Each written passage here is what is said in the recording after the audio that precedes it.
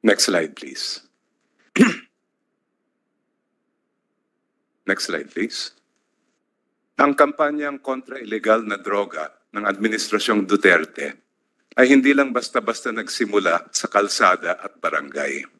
Ang pinagmula ng war on drugs ay isang utos o command na galing mismo sa pinakamataas na opisyal ng Philippine National Police at yun po ay nakikita ninyo sa right side ng screen. Next slide, please.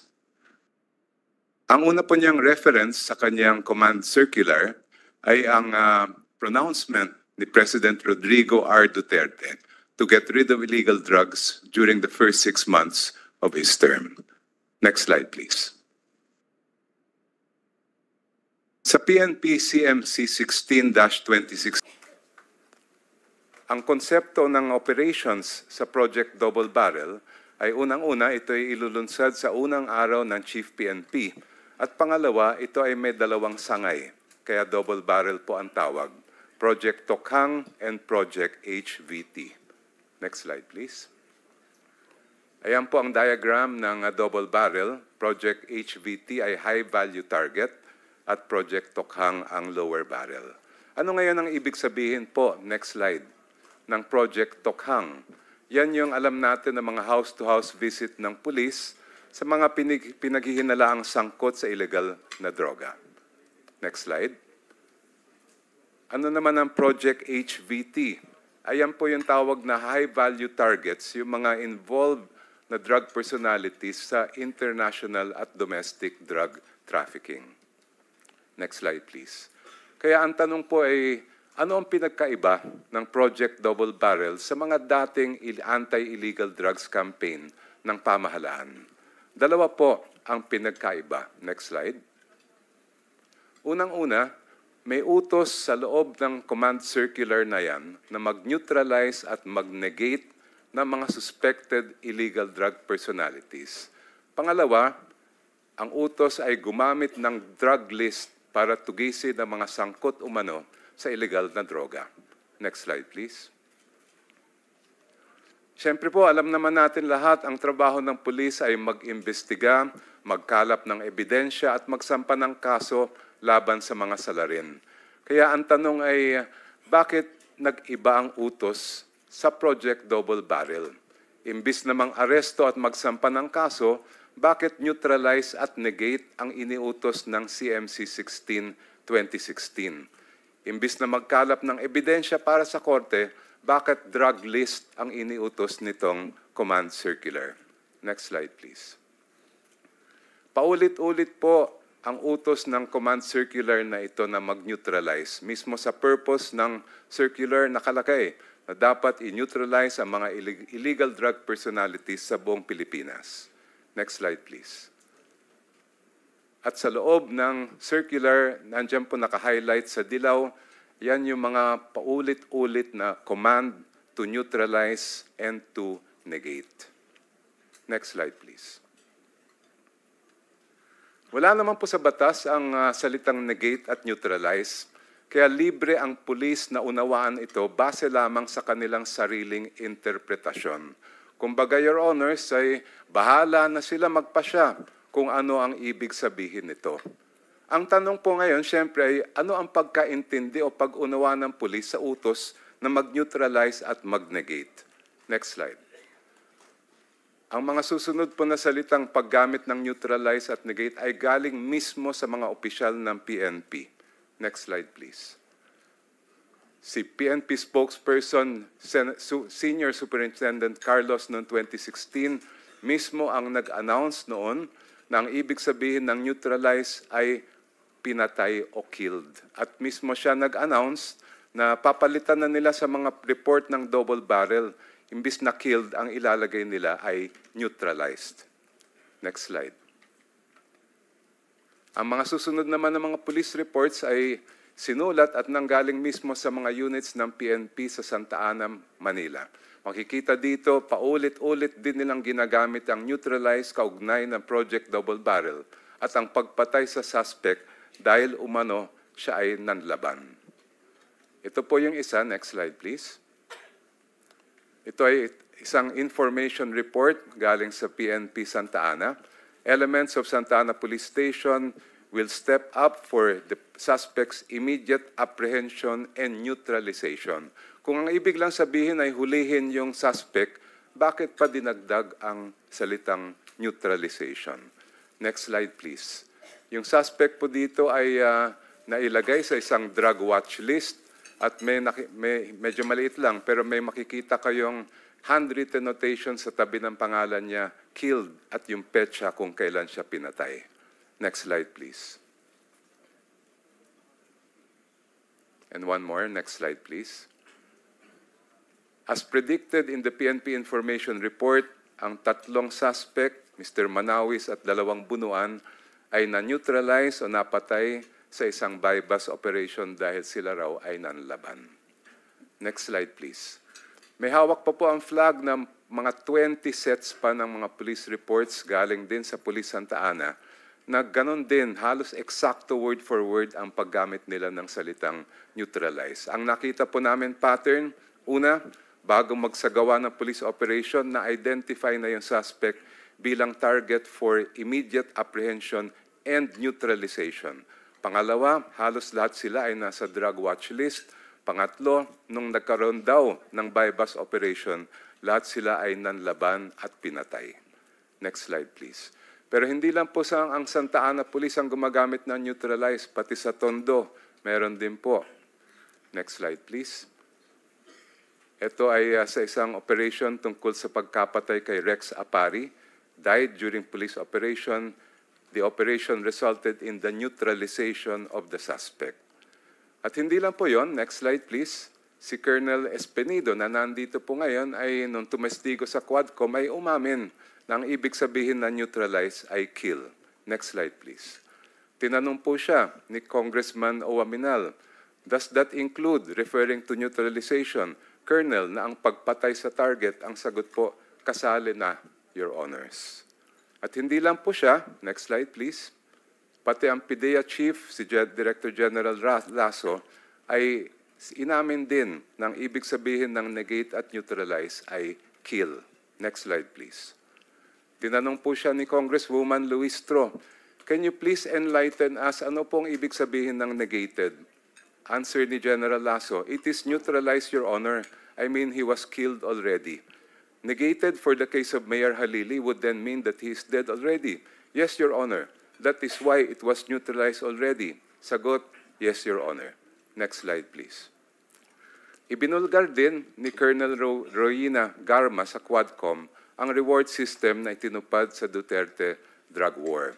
Hindi ka na po babasahin ng lahat ng nasa sinagot niya, pero ang sabi lang niya, may reward po yan, ang Davao model ang kanilang sinunod. First is the reward if suspect is killed. Second is the funding of planned operations. And third is the refund of operational expenses. At gusto ko lang pong i-emphasize, ang sabi niya, rewards were only given for killings. For arrests, only reimbursement of expenses. Next slide, please. Iba-iba din po ang halaga ng reward, depende kung small time o big time. Ang mga small time daw, around 20,000. Ang big time, umaabot ng 500,000 hanggang 1,000,000 piso. Next slide, please. Kaya ang naging resulta po, killing frenzy sa kapulisan. Kaya sa tingin ko, umabot sa 20,322 ang napatay nung una pa lang 17 buwan ng drug war. Ang numero pong 20,322 ay galing mismo sa Korte Suprema, isang extended resolution at ang sinasite nila ang 2017 Year-End Accomplishment Report na galing sa Office of the President. Next slide, please. Marami pong mga kamag-anak ang lumapit sa amin sa flag, kamag-anak ng mga EJK victims. Pero marami din sa kanila ay natatakot magsampa ng kaso dahil malamang baka balikan sila o yung mga kamag-anak nila. At kahit ngayon, marami pa rin pong takot dahil many of those involved or responsible ay naka-uniforme pa. Next slide, please.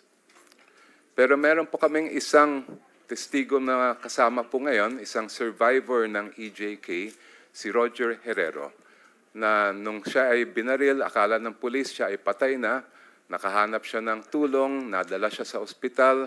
Nung nalaman ng pulis na buhay pa siya, kinasuhan siya ng robbery. Nakakuha siya ng acquittal, dinismiss ang kasong robbery laban sa kanya. At siya naman ang nagsampa ng frustrated murder laban sa mga pulis. Na-convict po ang 4 na pulis of attempted murder. Ito po ang picture ni Roger Herrero at nandito po siya sa loob ng ating session hall. Roger, kung maaari po ay kayo magtumayo. Ayan, si Roger Herrero po. Next slide please. Maraming salamat, Roger. Maari pong may magtatanong, robbery naman ang charge, paano siya naging biktima ng drug war? Next slide please. Pero mismo ang taga-NBI ang nagsabi po sa amin sa flag na ito ay ginawa ng pulis, kasama ito sa drug war dahil ang reward ang end goal ng mga pulis. At sabi pa niya, the PNP changed their narrative into simple crime operation when the incident reached the NBI because suddenly a charge of robbery was filed. Para din ito yung kaso ni Carl Arnaiz. Kung maalala po ninyo, after Kian de los Santos, ang sumunod na pinatay ay si Carl Arnaiz. Ang sabi naman ng pulis nung lumabas yung balita na napatay nga siya, ay nang hold up daw siya. Pero actually, na-convict yung mga pulis din sa kaso ni Carl Arnaiz, hindi lang ng pagkapatay, kundi pati planting of evidence. Kaya po kami nababahala sa mga nangyayari at sa mga nangyayari mga kaso nung panahon ng war on drugs. Ready po anytime mag-testify si Roger Herrero. Nasa committee po. Thank you. Roger Herrero, no? Okay. Yes, sir. Sige, are you done? Yes, thank you. And then, ikaw, Attorney Jokno, marami kang kliyente na victim families ng EJK, kaya familiar ka sa issue na to? Yun po ba yun? Meron po at meron kaming inihain na kaso sa Korte Suprema sa ngalan ng 3 kliyente namin na nando pa rin at nakapending sa Supreme Court. Kliyente, meaning to say, namatayan na mga pamilya? 3 po sila. Yung isa, si Jefferson Soriano, ay survivor din ng EJK. Okay. Yung isa, si Rowena Apari, ay nanay ng napatay na nanlaban daw. At yung pangatlo ay relative po rin ng isang EJK victim. Okay, pero EJK po ito. Since familiar ka naman sa background facts, yung mga attempted EJK or victim ng EJK, sa ngalan ng war on drugs ang operation ng police? Yes. Okay. So, Yes, Your Honor. Siguro kaya nyo naman siguro i-organize po yung data. Bigyan nyo po kami ng information. Sure. And Of course, Your Honor. dahil dyan sa pag-aaral mo sa issue na ito ay na-encounter mo ngayon yung Memorandum Circular 16-2016. Yes, Your Honor. Sino po nag-issue nun? Si Chief PNP noong panahon na yon, ngayon Senator Ronaldo Bato de la Anong Rosa. date yon? Ronald lang, Ronald. Ronald. Walang O. Sorry po. Anong date yung MC 2016? July 1, 2016. Okay, July First day po niya sa July pag-upo 1, bilang 2016. Chief PNP. And as an experienced lawyer, napansin mo doon ang pag-insert ng anong mga salita? Na alanganing salita? Neutralize po at negate. Negation ata nang nandun, ano? Yes. Anong mas madalas gamitin doon? Neutralization. Neutralization. Yung negation, ilang times na bang 5 ginagamit? beses po nabanggit yung neutralize at 2 beses nabanggit ang negate. Negate. So, sa pag-aaral mo, just in case you know, sa mga police material, is this the first time na ginamit ang neutralization, neutralize, negation, negate?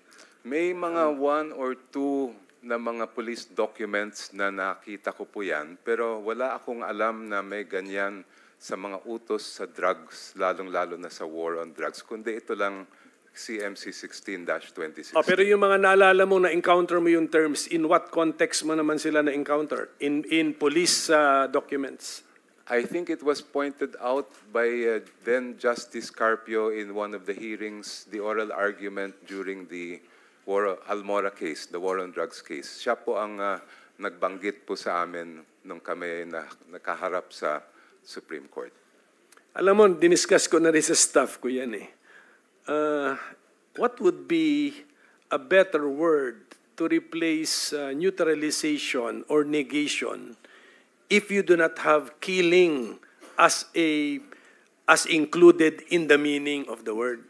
Sige nga, can I benefit from your presence, Attorney Jokno? Kaya nga po ako nagtaka dahil alam naman natin na ang tungkulin ng pulis ay manghuli, mangkalap ng ebidensya at magsampa ng kaso. Yun yung hinahanap namin sa command circular. Mang-aresto kayo, kumuha kayo ng ebidensya, mag-file kayo ng case. Nung nakita namin paulit-ulit yung negate at neutralize, sabi po namin, bakit ito ay nailagay doon? Kung ang purpose ay mang-aresto, bakit hindi na lang ginamit yung salitang aresto? Mr. Chair?